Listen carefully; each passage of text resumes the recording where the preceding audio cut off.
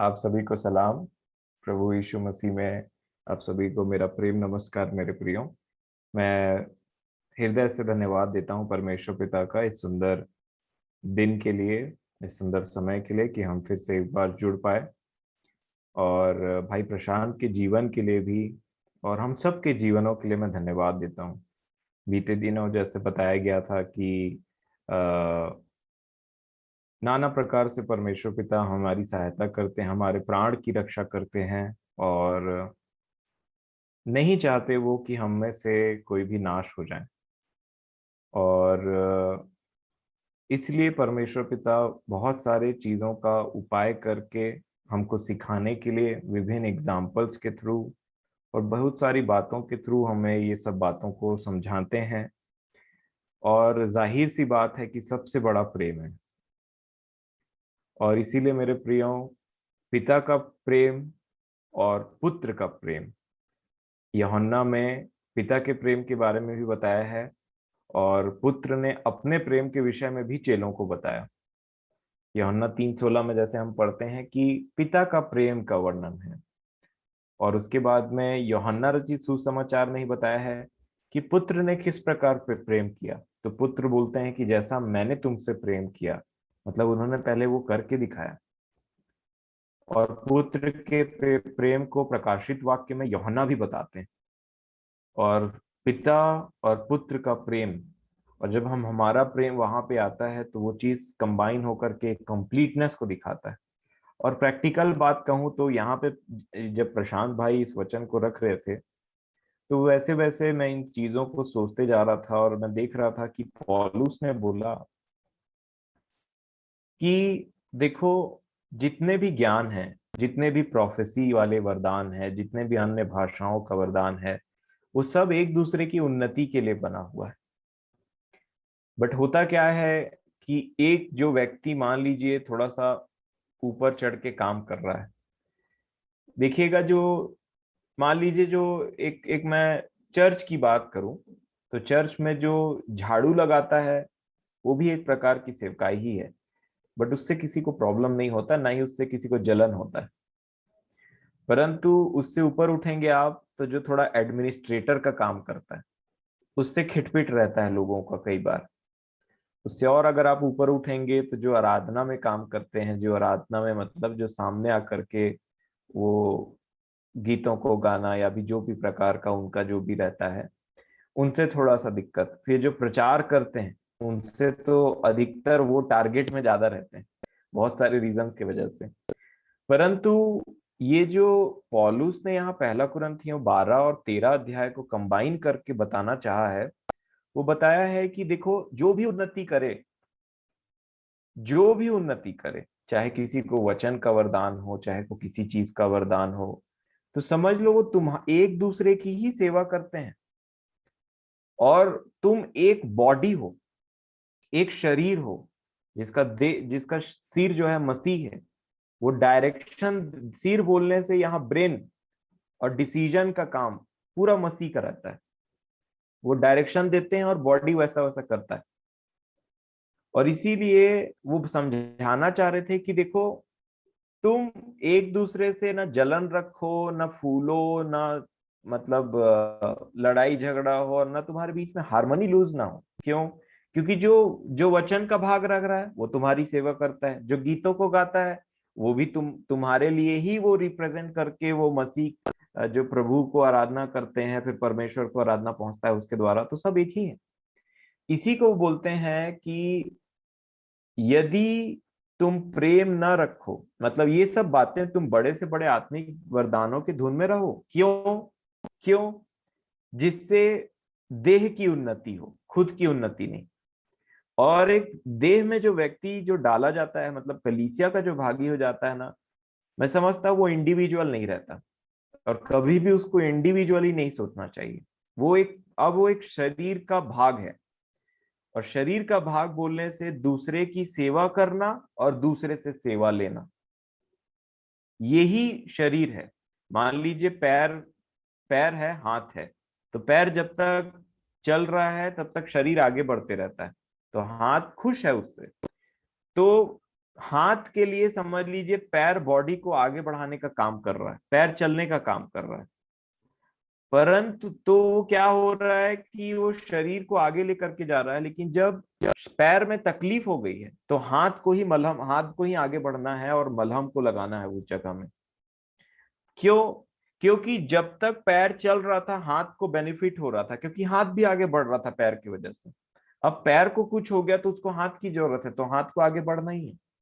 और इसी प्रकार से हम सबको यही बात समझना है कि हम एक देह है, और मसीह जो है वहां पे ऊपर बैठ के अपने देह के लिए ही काम कर रहे हैं, उनको और किसी से मतलब नहीं है।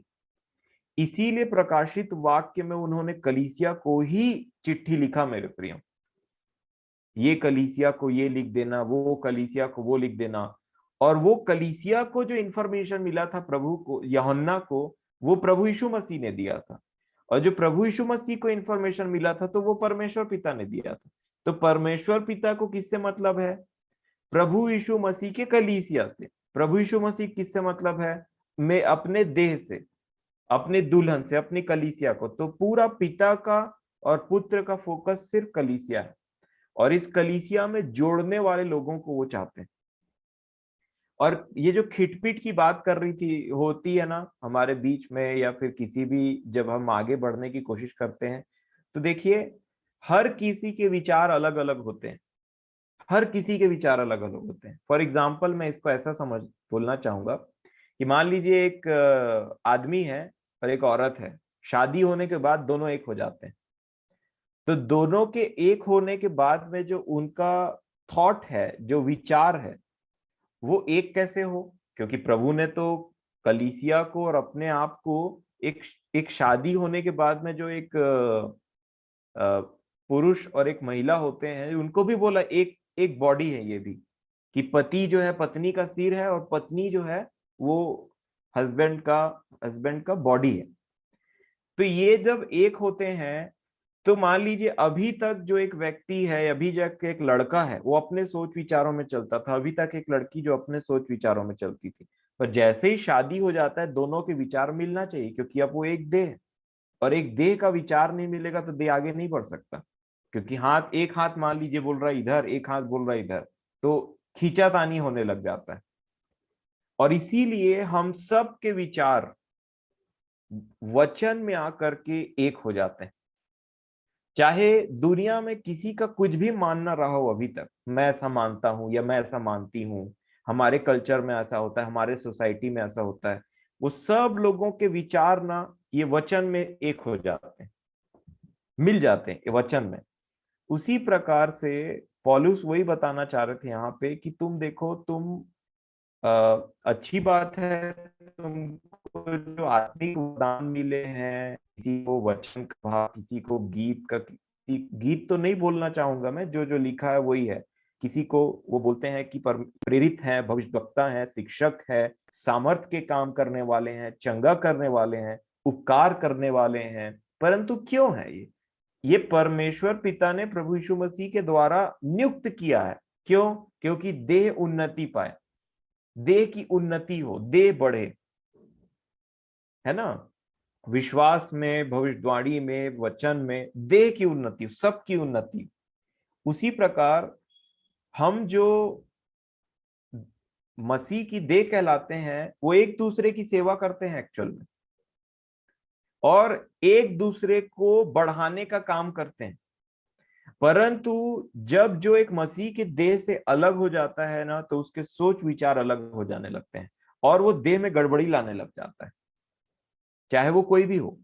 और ऐसे ही लोगों का कई बार अलग अलग पत्रियों में वर्णन किया गया है। यूहन्ना ने अपनी पत्री में वर्णन किया, पौलुस ने अपनी पत्री में वर्णन किया है कि ऐसे लोग हैं, ये ऐसा कर रहे हैं, वो ऐसे कर रहे हैं।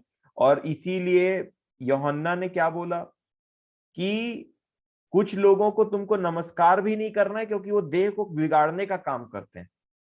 और ये एक्चुअल में प्रभु के दुश्मन है, यही है मसीह विरोधी। क्योंकि मसीह कौन है? सिर और शरीर।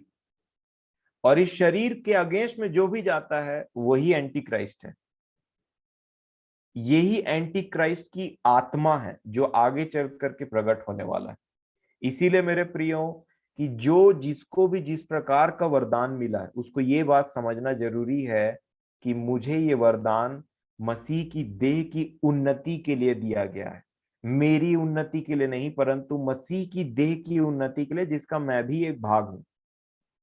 और उसी प्रकार उन्होंने क्या बोला, क्योंकि यही कलीसिया ऐसी थी, इनमें वरदान बहुत ज्यादा थे पर फाइटिंग भी उतना ज्यादा, उसी के लिए इसको इनको लिखना पड़ा कि मैं तुमको इससे भी अच्छा एक रास्ता बताता हूं। वो क्या है? वो प्रेम है। चाहे तुम अन्य भाषा बोलो, चाहे स्वर्गदूतों की बोली बोलो, चाहे मनुष्य की बोली बोलो, चाहे भेदों को जानो, चाहे भविष्यवाणी करो, चाहे कुछ भी करो, परंतु प्रेम नहीं रखते हो तो ये सब व्यर्थ है। और मैं समझता हूं आपको ये बात याद होगी कि यीशु मसीह ने एक बार कहा था, उन्होंने कहा कि मैं जब वापस आऊंगा तो बहुत से लोग मुझे बोलेंगे हमने तेरे नाम से ये किया, हमने तेरे नाम से वो किया, हमने ऐसा किया वैसा किया। तो प्रभु बोलते हैं कि मैं तुमसे कह दूंगा उस दिन कि हे कुकर्मियों, मेरे पास से चले जाओ, मैं तुमको नहीं जानता, क्योंकि परमेश्वर प्रेम है। और इसीलिए ये बात उसको आप रिलेट कर सकते हैं कि वो भविष्यवाणी की बात वो बोल रहे हैं, हमने तेरे नाम से भविष्यवाणी की, हमने तेरे नाम से चंगाई किया, हमने तेरे नाम से ये किया, हमने तेरे नाम से प्रचार किया, ये सब किया, लेकिन प्रभु बोलते हैं मैं तुमको नहीं जानता। क्यों नहीं जानता? क्योंकि तुमने प्रेम को नहीं जाना। और इसीलिए प्रेम का वर्णन करते हुए पौलुस बोलते हैं ये सबसे उत्तम मार्ग मैं तुम्हें बताता हूं और वो है प्रेम। और इसीलिए उन्होंने कहा मेरे प्रियो कि प्रेम सबसे उत्तम मार्ग है। और भले ही हम किसी चीज में अच्छे हो या ना हो, परंतु प्रेम में हमको हमेशा अच्छे रहना है, क्योंकि जो प्रेम करता है वो परमेश्वर से। और ये जो प्रशांत भाई एक बात बोल रहे थे कि खिटपिट होता था, थोड़ा सा ऐसा होता था वैसा होता था, हमारे बीच में जम नहीं पाता था, किसी को किसी की बात कभी पसंद नहीं आती थी, ये हमेशा जब कुछ लोग मिलते हैं ना अलग अलग जगह से, ये कहीं ना कहीं होता ही है। इसीलिए नया नया शादी होने के बाद में भी इससे पहले कि पति पत्नी अच्छे से आराम से रहें तो थोड़ा सा खिटपिट, थोड़ा सा लड़ाई झगड़ा हो जाता है पहले, क्योंकि वो अलग अलग विचारधारणा के लोग हैं, अभी तक अलग अलग जीवन जीते हैं, एक साथ नहीं रहते थे अभी तक, पर जैसे ही वो एक होते हैं तो इसीलिए बोला जाता है जो शादी परमेश्वर पिता कराए, उसमें आदम और हवा को परमेश्वर पिता ने एक किया। उसी प्रकार जब पिता एक औरत मतलब एक लड़का एक लड़की को शादी के रूप में एक करते हैं, तो उनके सोच विचार, उनके घर में शांति, उनके घर में आनंद, उनके सोच विचार एक ही जगह मैच हो सकते हैं मेरे प्रिय। और ये वो है ये वचन, वो है ये वचन, नहीं तो हमेशा खिटपिट बना रहेगा, एक अलग डायरेक्शन में सोचता रहेगा, एक अलग डायरेक्शन में, परंतु इन दोनों को साथ में लाता है ये परमेश्वर का वचन। और इसमें सबसे महत्वपूर्ण एक बात जो इसके विषय में आज मैं तो नाम नहीं जानता हूँ, मतलब आवाज पहचानने में शायद नहीं पहचान पाया होगा, पर वो ज्यादा मैटर नहीं करता है। इसी विषय में आज एक किसी ने वचन पढ़ा, रोमियो की पत्री 12 अध्याय और 16 वचन। इस बात को भी आप इसके साथ में सीख सकते हैं। मैं पढ़ना चाहूंगा इस वचन को, रोमियो 12 का 16 लिखा है, आपस आपस में एक सा मन रखो, आपस में एक सा मन रखो, ये बात उन्होंने कहा। दूसरा बात क्या कहा? अभिमानी ना हो, ये ही जड़ है। जब एक मन नहीं होता है ना दो लोगों का, तो खिटपिट लड़ाई झगड़े होते हैं, विचार में डिफरेंस आते हैं, डिफरेंस ऑफ ओपिनियंस रहते हैं लोगों के। तो क्या होता है, आपस में एक मन नहीं रहने से एक का मन लेफ्ट बोलता है, एक का मन राइट बोलता है, तो वो आपस में नहीं एक मन रहने से प्रेम उत्पन्न नहीं हो पाता है। कोई बोलता है मैं ये इसका हूँ, कोई बोलता है मैं ऐसा सीखा हूँ, कोई बोलता है मैं ऐसा सीखा हूँ, मैं ये करता हूँ, मैं वो करता हूँ। तो वो आपस में जब तक एक सा मन नहीं होगा तब तक प्रेम संभव नहीं, तब तक मैचिंग संभव नहीं है। और ये आपस में एक सा मन कब होगा, इसी को समझाने के लिए उन्होंने 15 वचन बोला, रोमियो 12 का 15। क्या कहा? आनंद करने वालों के साथ आनंद करो और रोने वालों के साथ रो। मतलब जैसा अगला है उसके साथ वो उसी में घुल मिल जाओ, रमो, ताकि तुम अपने प्रेम को दर्शा सको और प्रेम से जीत लो। फिर उन्होंने कहा आपस में एक सा मन रखो, एक मन रखो ना। बपतिस्मा एक है, मसीह एक है, कलीसिया एक है, परमेश्वर एक है, तो डाइवर्जन कहां से आता है? उसी में उन्होंने कहा आपस में एक सा मन रखो। दूसरा उन्होंने कहा अभिमानी ना हो। यही वो बात है जो अभिमानी वाली बात है ना, मन का घमंड जब रहता है लोगों का ना, तो उनका जमता नहीं आपस में। परंतु जब एक व्यक्ति अपने आप को नम्र और दीन कर लेना, तब वो हर जगह एडजस्ट हो सकता है, हर जगह अधिकतर वो एडजस्ट कर जाएगा। लेकिन अभिमानी होने की वजह से हमारे विचार धारणा जब चेंज, हम मन में अभिमान नहीं, ऐसा नहीं वैसा नहीं, तो प्यार से समझाने की वजह से थोड़ा से शब्दों में भी इधर उधर वो ऐसा हो जाता है। और इसीलिए ये आपस में एक सा मन नहीं हो पाता है, क्योंकि व्यक्ति अभिमानी हो जाता है। चार लोग सुनने के लिए रेडी हैं, परंतु एक व्यक्ति अपने मन में कुछ अलग ही प्लान बना रहा है, अलग ही सोच विचार कर रहा है, अलग लाइन से जाने की, समर्पण नहीं कर रहा है। इसीलिए पतरस में क्या लिखा है? पतरस ने अपनी पत्री में लिखा कि जवानों के विषय में खासकर उन्होंने लिखा, परमेश्वर के बलवंत हाथों के अधीनता में रहो, है ना, परमेश्वर के बलवंत हाथ के नीचे दबे रहो, वो तुम्हें उचित समय में बढ़ाएगा। कुछ लोग अपने मन से ऊंचा उठना चाहते हैं और वही अभिमानी क्रिएट करके फिर ग्रुप बना के एक दूसरे को बात, कुछ अपना बात बोल करके वो डाइवर्जन क्रिएट करते हैं और इस प्रकार से खराबी आ जाता है। इसीलिए अभिमानी ना हो, अभिमानी ना हो, ये जड़ है मेरे प्रियो, अभिमानी ना हो। फिर क्या लिखा? परंतु दीनों के साथ संगति रखो। और लास्ट बात उन्होंने कहा, अपनी दृष्टि में बुद्धिमान न बनो, अपनी दृष्टि में बुद्धिमान ना हो। जब एक व्यक्ति अपने दृष्टि में बुद्धिमान हो जाता है तो बहुत ऊपर हो जाता है, फिर वो किसी के घर में झुक करके भी नहीं घुस पाता है, इतना बड़ा हो गया वो, ये उसका कमर टकरा रहा है अगले के घर के दरवाजे से, तो वो नहीं घुस सकता अंदर में। और वो इसीलिए अभिमानी या फिर दृष्टि में बुद्धिमान ना हो। और जब हम ऐसे रहेंगे अगले के लिए, देखिए मान लीजिए आज मैं वचन को, प्रभु ने मुझे वचन का भाग दिया है, और अगर मैं दूसरे लोगों से, नहीं लोग वचन नहीं समझते, ऐसा नहीं है वैसा नहीं है, और मैं बड़बड़ाने कुड़कुड़ाने लग जाऊं, तो मुझे ये बात समझना है कि प्रभु ने मुझे इसलिए नहीं रखा यहाँ पे।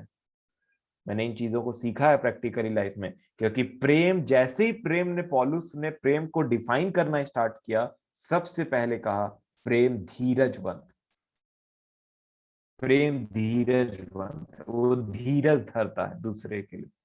और जो धीरज धरता है वही प्रार्थना कर सकता है, वही उसके अंदर में धीरज है अगले के लिए। तो इसीलिए मैं ये बातों से यही आपके साथ में बांटना चाहता था कुछ विषय में, क्योंकि निश्चय लिखा है कि जो परमेश्वर को जानता है, जो प्रेम करता है, वो परमेश्वर से उत्पन्न हुआ है, परमेश्वर को जानता है।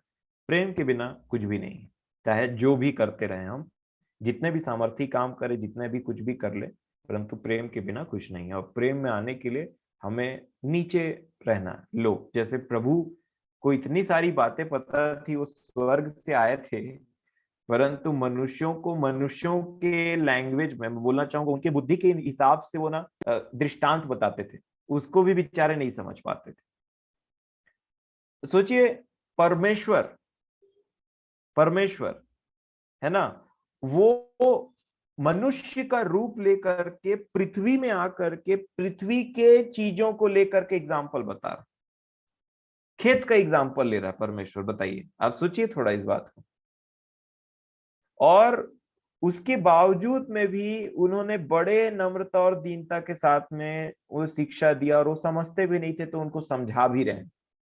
और वो बोलते थे कि मैं पृथ्वी की बात करता हूं तो पृथ्वी की बात नहीं समझते, मैं स्वर्ग की बात करूंगा तो स्वर्ग की बात कैसे समझोगे तुम?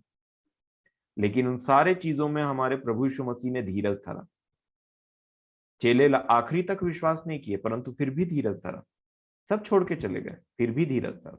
तो उसी प्रकार हम भी इस बात को समझें कि झुंझलाएं ना बहुत जल्दी, चिड़चिड़ा मत जाएं किसी चीज को लेकर के, है ना।